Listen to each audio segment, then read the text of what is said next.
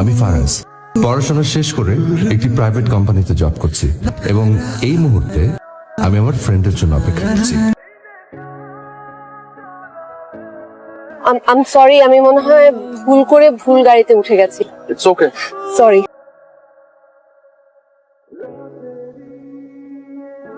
সামনের 7টা ফাইল, সবগুলো ফাইল আজকে শিফটে শেষ করা লাগবে। কিন্তু আমি কি করছি? বসে বসে ভাবছি একটা মুখ, ভুল করে ভুল গাড়িতে ওঠা একটা মায়াবী মুখ। ফারাজ, এটা অফিস। ফাইল রেডি করেছো? জি স্যার। জি। এটা কি যেমন খুশি আঁকো কম্পিটিশনের ফাইল নাকি? জি কেন? তাহলে এখানে ফুল লতা পাতা এঁকে রেখেছো কেন? স্যার এটা আসল ফাইল স্যার। ফাইল স্যার এটা। সব কমপ্লিট করে আমার রুমে নিয়ে আসবে। জি। সব। তুই এইটা আবার কিনতে গেলি কেন? মাছগুলো সুন্দর, ব্যাগগুলো একটু ধর, এটা একটু ধর, আমি আসতেছি দোস্ত, একটু ওয়েট কর।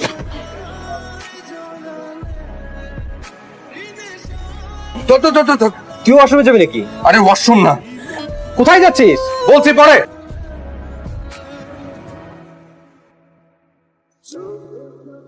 টাইটানিকের নায়িকা নায়কের কাছে যেতে পারে নাই কারণ ঠান্ডা পানিতে নায়ক জমে বরফ হয়ে গিয়েছিল।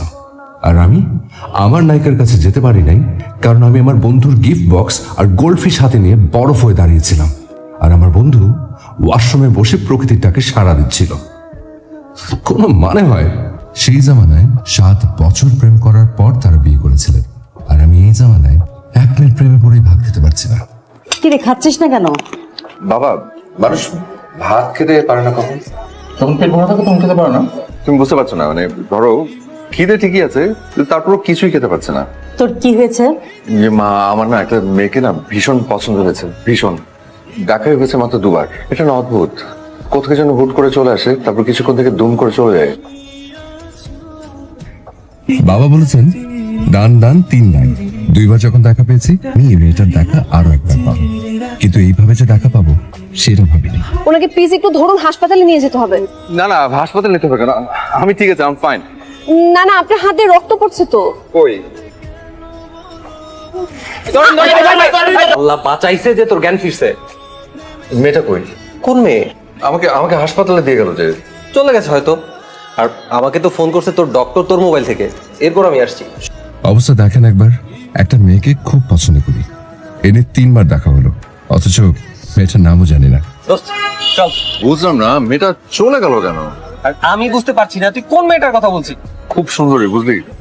দুম করে আসে, দুম করে চলে যায়। তুই ব্যথা পাইছিস হাতে, তোর মাথায় তো কিছু হয় নাই। হাসপাতালে ভর্তি করে দিয়ে চলে গেল। এত সুন্দর দেখতে একটা মেয়ে তো নিষ্ঠুরও হয়। চল। কি?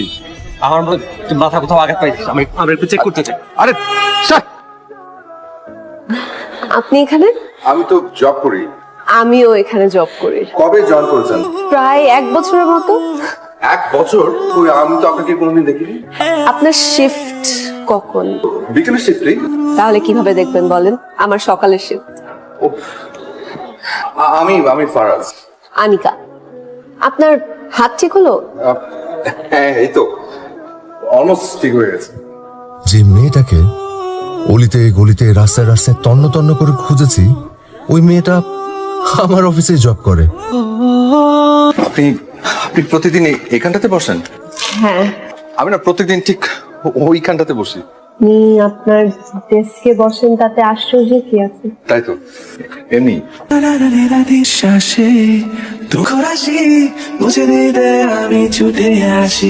দেখবেন এটা ঠিক আছে কিনা।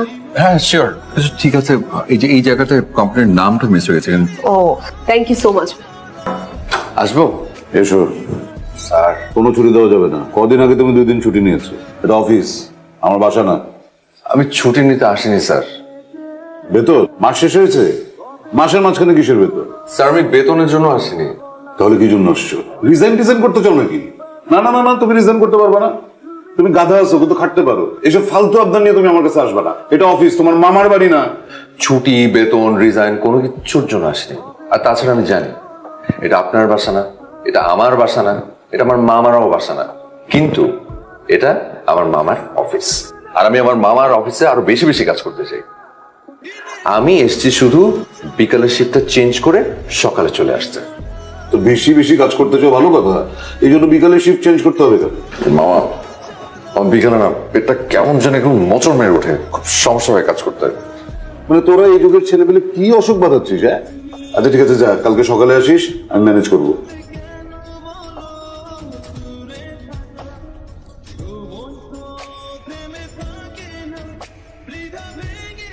এই ডেস্কে অন্য একটা মেয়ে বসছো না?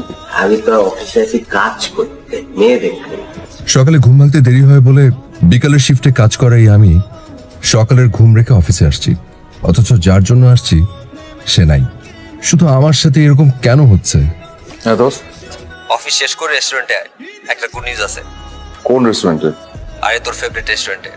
বিয়ে কার বিয়ে? আমার। কবে, কখন, কিভাবে হলো? আর এখনো হয় নাই, আমিও কিছু জানি না তোর মতো। আব্বা আমাই ঠিক করছে, আর আমাকে গতকালকে বলছে যে আগামী শুক্রবার বিয়ে। কনগ্রাচুলেশন। থ্যাঙ্কস, বাট কোনো হম্বি না করে বিয়ের 2 দিন আগে থেকে আমার বাসায় চলে আসবি। আবার একটা গুড নিউজ অবশ্য আছে। তোর আবার কি গুড নিউজ? তুইও বিয়ে করছিস নাকি? হাই, হাই, আপনি এখানে? আমার একটা ফ্রেন্ডের সাথে দেখা করতে এসেছিলাম। বসুন না। শিওর? Yes please. সকালে অফিসে এলেন নাকি? আমার শিফট চেঞ্জ হয়েছে, এখন বিকালের শিফট। আমি আনিকার সাথে দেখা করার জন্য রাস্তায় নামলে সে আমার অফিসে ঢুকে বসে থাকে, আমি অফিসে গেলে সে রেস্টুরেন্টে এসে বসে থাকে। স্যার, আমার শিফটটা একটু চেঞ্জ করে দেন। এগুলো কি ধরনের ফাজলাম? সকাল সকাল ঘুম থেকে উঠে দেখি হাতটা খুব ব্যথা করে। সকালে হাত ব্যথা করে, বিকালে পেট ব্যথা করে, রাতে কি ব্যথা করে? মাথা। তুই ফাজলাম করছিস আমার সাথে? মামা, একটা লাস্ট রিকোয়েস্ট। আচ্ছা ঠিক আছে, যা, আমি ম্যানেজ করবো।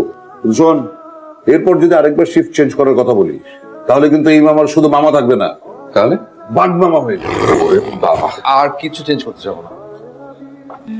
আনিকাকে আমি এখন চোখের সামনে দেখতে পাবো, টানা 8 ঘন্টা। কথা না হলে নাই, 2 চোখ ভরে যে দেখতে পাচ্ছি সেটাই বা কম কি।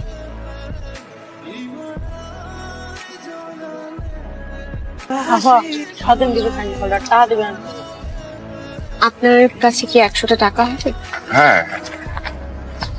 আমি আপনার টাকাটা কাল দিয়ে দিই। না না, জি লাগবে না। আর দরকার হলে আমি আপনার ফোনে রিচার্জ করে দিব, আপনার নাম্বারটা দিন। আচ্ছা বলছি তো, লাগবে না। আমি কারো কাছে ঋণী হয়ে থাকতে চাই, নাম্বারটা দিন। 46 টাকা পেয়েছি। ভালো, তাহলে তো ঋণ শোধ হয়ে গেল। কাল দেখা করতে পারবেন রেস্টুরেন্টে? কালকে একটু ঢাকার বাইরে যাচ্ছি, পরশুদিন ফিরবো।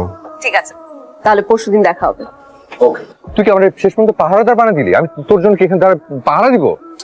আরেকটু ছাইপাস জিনিস খাচ্ছে। শেষ কর তাড়াতাড়ি। যা, তোর জন্য অপেক্ষা করছে সবাই, যা। তুই যাবি না? আরে আমি একটা ফোন করে আসবো তোদের। Hello, hello. আপনি কি আমার কথা শুনতে পাচ্ছেন? না, আপনার কথা ভেঙে যাচ্ছে। হ্যাঁ, আপনার কথা ভেঙে যাচ্ছে। Hello hello. तुम मुझे वहाँ ढूंढ रहे हो, मैं तुम्हारा यहाँ इंतजार कर रहा हूँ। আপনার বন্ধুর বিয়ে। আপনি এখানে কি করছেন? আপনার বন্ধু যাকে বিয়ে করছে ও আমার দুঃসম্পর্কের কাছে। আসার প্ল্যান ছিল না, পরে আপনি বললেন আপনি ঢাকার বাইরে চলে যাচ্ছেন। আমি একা একা কি করব, এই বিয়ের ইনভিটেশনও ছিল, ভাবলাম অ্যাটেন্ড করি, বাস চলে আসলাম। আজকে আমার জীবনের বিশেষ একটা দিন। সব মানুষের জীবনে এমন একটা দিন আসে। আমি আনিকাকে পার্কে আসতে বলেছি, কারণ আজকে তাকে আমি বলেই ফেলবো তাকে আমি প্রথম দেখার পর থেকে কতটা ভালোবেসে ফেলেছি। আমার খুব নার্ভাস ফিল হচ্ছে, সে আমার ভালোবাসা গ্রহণ করবে তো। আমি আপনাকে একটা কথা বলবো ভাবছিলাম। আমিও আপনাকে একটা কথা বলবো ভাবছিলাম। আমি আনিকা। সারা জীবন সবাই আমাকে দেখে প্রেমে পড়লেও আমি জীবনে প্রথমবার কারো প্রেমে পড়েছি, যাকে বলে লাভ অ্যাট ফার্স্ট সাইট। একটা ছেলে পথশিশু থেকে ফুল কিনে তাকে উপহার দিয়ে দেয়, এর থেকে সুন্দর দৃশ্য আর কি হতে পারে? প্রথম দেখার পর আমাদের আবারও দেখা হয়, তবে এবার ভুল করে। আমি তখন মনের ভুলে উঠে পড়েছিলাম ভুল গাড়িতে, ওকে দেখি শপিং মলে। আমি সিঁড়ি দিয়ে দ্রুত উপরে আসতে আসতে ও কোথায় যেন গায়েব হয়ে যায়। পরদিন ওর সাথেই বাইক অ্যাক্সিডেন্ট। ওকে নিয়ে হাসপাতালে আসার পর আমার কাছে একটা ফোন আসে, আমার বড় চাচা হুট করে অসুস্থ হয়ে পড়েছেন, আর বসে থাকা চলে না, দ্রুত বাসায় যেতে হয়। তারপর আশ্চর্যজনক ঘটনাটা ঘটে। যাকে আমি খুঁজেছি সারা পৃথিবী, কে জানতো সে আমার অফিসেই জব করে। ডে শিফটে। তারপর আর কি, সোজা বসের রুমে গেলাম, শিফট চেঞ্জ। আমার কাছে ভাঙতি থাকা সত্ত্বেও ওর থেকে 100 টাকা নিলাম ফোন নাম্বার নেওয়ার অজুহাতে। ফারাজ, আমি আপনাকে ভীষণ ভীষণ ভীষণ রকম ভালোবাসি। আমার জীবনের বাকিটা সময় আমি আপনার সাথে কাটাতে চাই। আপনি কি আমাকে আপনার বাকি জীবনের সঙ্গী হিসেবে অ্যাকসেপ্ট করবেন? একটা মানুষের জন্য জীবনের সবচেয়ে আনন্দের সংবাদ কোনটা জানেন? যখন ওই মানুষটা জানতে পারে যাকে সে গোপনে ভীষণ ভালোবাসে, সেও তাকে গোপনে তার চেয়ে বেশি ভালোবাসে।